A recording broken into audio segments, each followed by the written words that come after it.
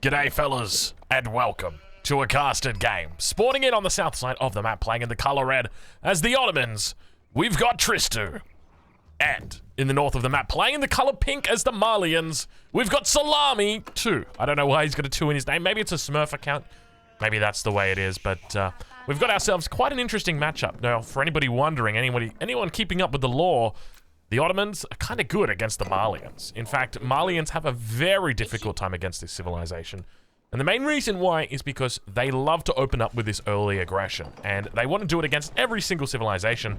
And not only do they get idle time in the form of villagers, but they also get these nice little houses that they're able to take down. So Salami going to be looking for a bit of an early defense up against Tristu here.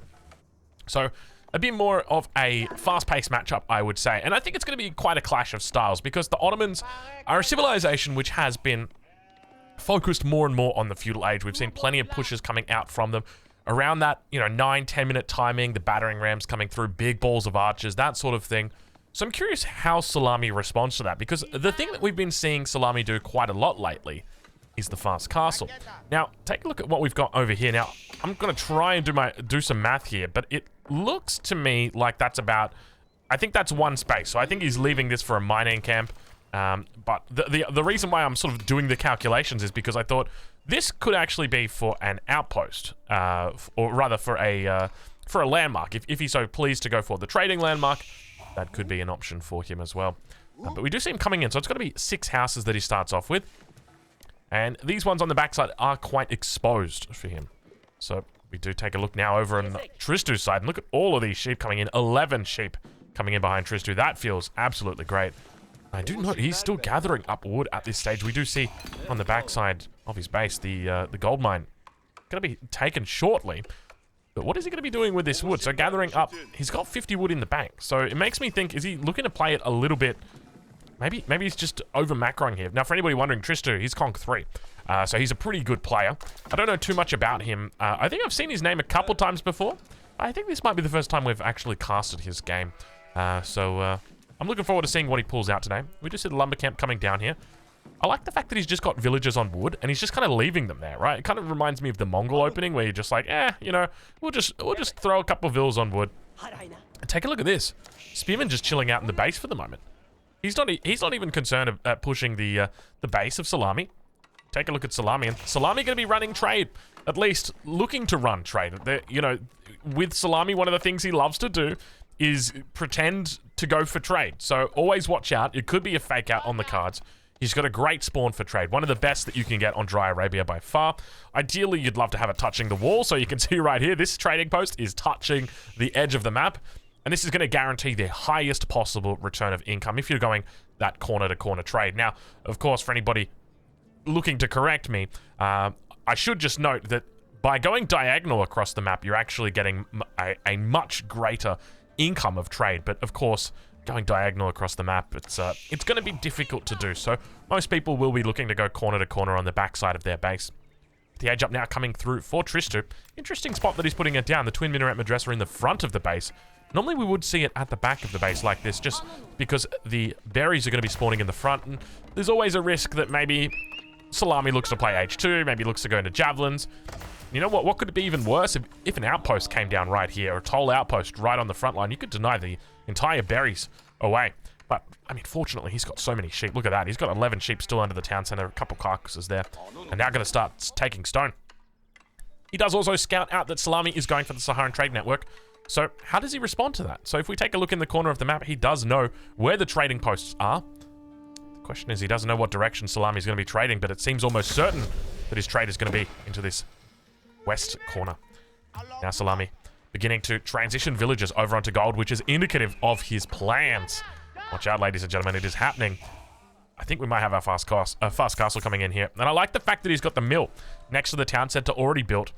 We can see there is a cow underneath it. So he's going to be converting that gold that he's got from his pit mine and turning it into food in the form of the cow. And of course, the cow gathers very, very quickly. 0.9, I think, is what it gathers at the moment. So about as fast as a boar. I think a boar is 0.925, whereas a cattle or a cow is I should double check. Yeah, it's a cattle. A cow is 0.9 flat. We do see Tristu now moving out. So, curious decision from his part that he didn't look to push out with the single spear. But to be fair, I don't think he really would have got much done. You can see Salami's capable of defending most of the houses here, but obviously the ones on the backside still would be potentially exposed. But what you can look to do is just repair the houses, and you're quite safe because you're basically extending out that additional range. And you can see all the places that are covered here by the static defense. Looks like more spearmen moving out across the map for the moment. Twin Minaret Madrasa, quite a late one coming in from Tristu here. So what's his plan? You can see quite a lot of wood stacked up, and I would just remind you, so Tristu is a Conk 3 player. He's top 100, so very, very good player. Anyone who can get top 100 in Age of Empires 4 is doing pretty well, because remember that in the top 100, there's probably about 20 or 30 Smurfs. So being top 100 means that you're probably like top 70, top 60, which is pretty impressive considering how many people do play this game. But Age Up about to come through for him. We'll take a look and see what happens over on the other side of the map, though. It's going to be a military school, a blacksmith drop down straight away. He's got so much wood in the bank. It's going to be an archery range, a double archery range. Look at this. Ages up at 6 minutes and just immediately puts everything down. Does he have any upgrades coming through? He might be looking for the wheelbarrow upgrade. We can see he's got about 130 gold in the bank at the moment. 3 vils on gold. There we go. He's crossed that 150 threshold, so expect to see that wheelbarrow coming through shortly. There it is. Coming through now. We do sometimes see players opting for double broad axe instead of the wheelbarrow, so maybe he will look to move into that. I'm a big fan of it. I think it makes a lot of sense. And look at this Salami already going up now to the castle age. So I think to an extent we were thinking that there's going to be trade, but obviously he was just minding his own business and quite literally mining the gold. A huge amount of villagers here on the gold. 9 villagers. I love the base building here from Salami. Just a beautiful little position that he's got on the backside. Really, really nice. Love the setup. Trade is always going to be an option for him as well. If this game starts to run long, he's always going to be able to throw out trade as an option. And it's curious that he goes for this landmark, because this landmark really doesn't achieve much, right? Obviously, it gives protection, and in the late game, it always gives you that flex. I think there's also an aspect of tricking your enemy or faking out your enemy, because often we do see people look to react against that. Tristu hasn't done that today. So at the moment, he's basically getting nothing from the landmark, but at the same time, Tristu really getting nothing from his landmark. He's got 11 villagers on sheep at the moment when he's got all 4 berry patches up. So a little bit of a mistake there from Tristu in that one, but we do see the masses starting to build for Tristu on the south side of the map. Age Up has come through for Salami, and what direction does he go when it comes to his military? I would suspect he's probably going to go into javelin throwers, just because the likelihood that we do see archers coming out from the Ottomans is very, very high, and he's obviously scouted out the Ottoman base. He knows what's going to be coming. You can see him moving across the map at the moment, heading down towards this position, looking to get a bit of a better read on his enemy. But Tristu spamming out units at the moment. Take a look at this. Got nothing in queue for him, but plenty of units here. Looking to try and spend those resources. Let's take a look and see what he's up to. Just a couple of villagers in queue at the moment, so just biding his time for the moment. Spahi going to force that scout back. We do start to see upgrades coming through for Salami. Heading into double broad axe himself and veterancy on those javelin throwers. So interesting playstyle coming out from him. Also going to be going into the blacksmith. So normally I'd be advocating against picking up your veterancy upgrades in the Farimba garrison. But just note that that's the only military production Salami's got at the moment. And even if he wasn't researching it, he doesn't actually have the gold to get the javelin throwers. You can see they're 480 at the moment. The upgrade only costs 125, so adding those two together, he'd only have enough gold right now. But moving out, he's going to start taking the second pit mine. And I think that's something that a lot of players overlook when they're playing the Malians are pit mines. They might seem a little bit expensive, 150 wood. But one of the underused factors of this civilization is the pit mine when you go for strategies like this. Salami's going to be able to play one base and rely on pit mines. He's going to be able to rely on those relics. Do see him dropping down the mosque behind this. Going to begin production of those imams. Across the map, we can see what Tristu's doing. He's looking for relics. He's looking to camp them up. At the moment, not a lot of production really moving towards the center of the map. Most of it just chilling out in the base for the moment. Double stable coming up as well for Tristu. So maybe realizing that javelin throwers are the likely option for his enemy. Now the wall's starting to come up. This is where it starts to get a bit scary for Tristu, because you see those walls and you're starting to think, have we got trade on the cards here? What is happening?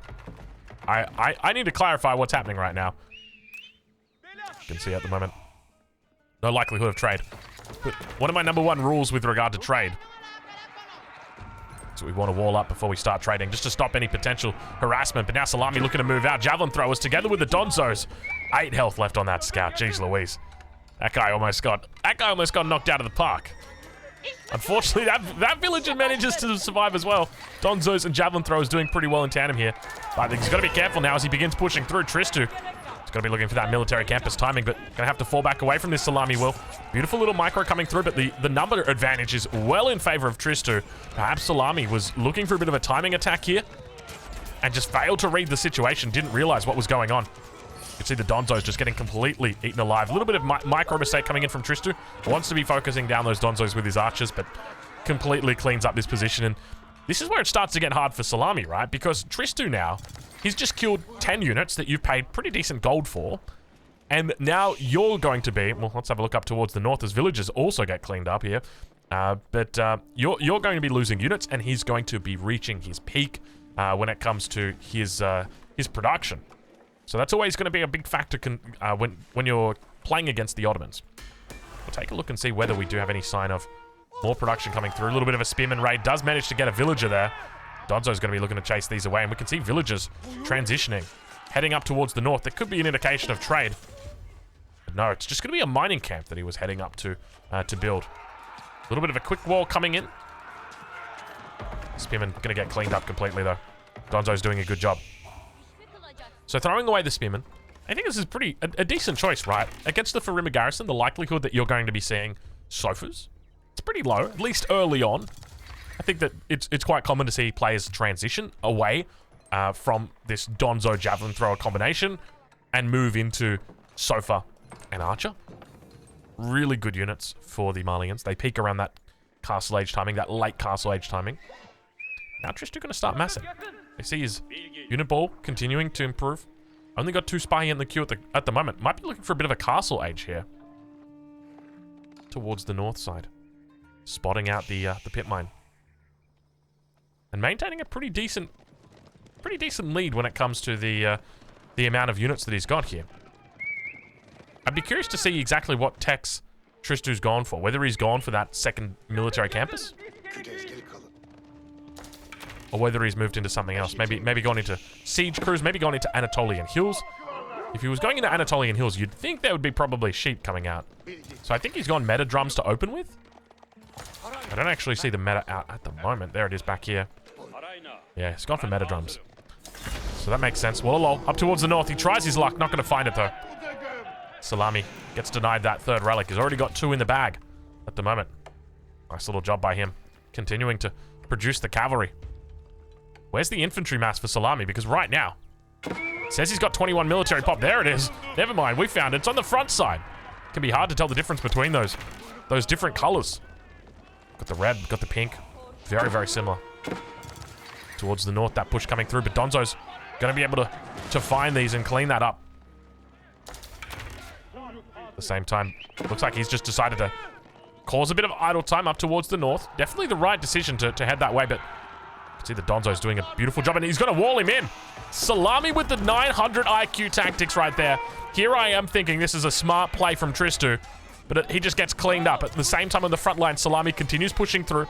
Sure, villagers might go down here, but at the end of the day, the tempo advantage now swings in favor of Salami because he's taken out a huge portion of his enemy's military in a single foul swoop. And now, looking to come out, the Javelin throws. It's that fast castle coming in. All of these units highly upgraded. He's got to make sure he's picking off and focusing down the Donzos. Spahi coming in. You'd love to have those additional Spahi right now, though, wouldn't you, Tristu?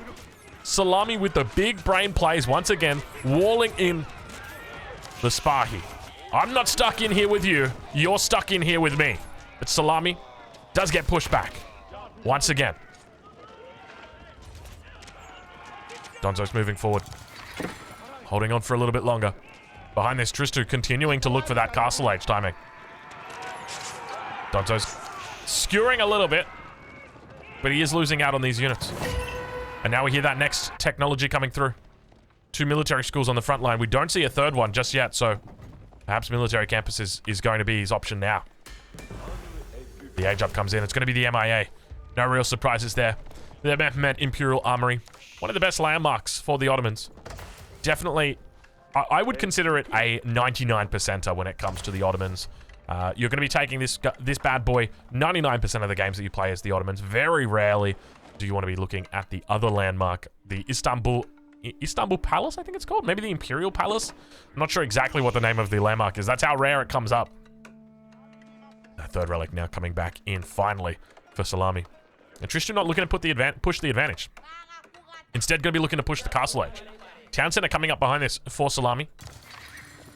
Tristan moving out over to the east side. Potentially looking to hit this corner again. He's hit it before once in this game, but a little bit scary. I don't know if does he dare do it? Perhaps a little bit of PTSD coming in for him. Salami going for a bit of a push here. The timing here is perfect. Ideally, you want to be pushing right as the Ottoman player reaches the castle age. That 2-minute timing window that you're going to be noting down. Whenever you're playing against the Ottomans and you see them age up, the number one thing you're going to need to do is note down when they age up. 16 minutes and 10 seconds.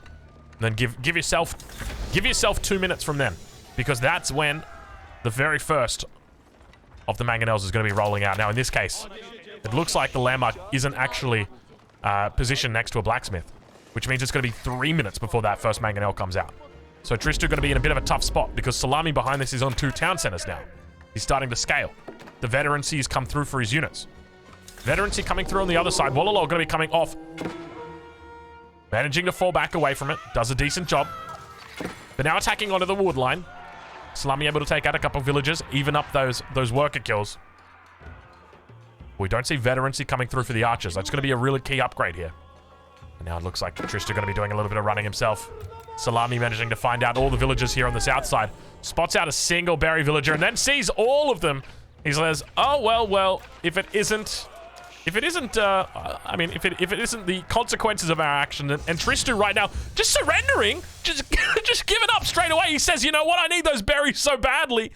I'm just going to take it. So a little bit anticlimactic there. I feel like the big thing for Tristan was just the lack of walls. He didn't have a huge amount of walls coming up that game, and at the end of the day, it cost him. Fellas, if you're watching this on YouTube, check out Salami. I'll leave a link in the description, and I'll catch you in the next one.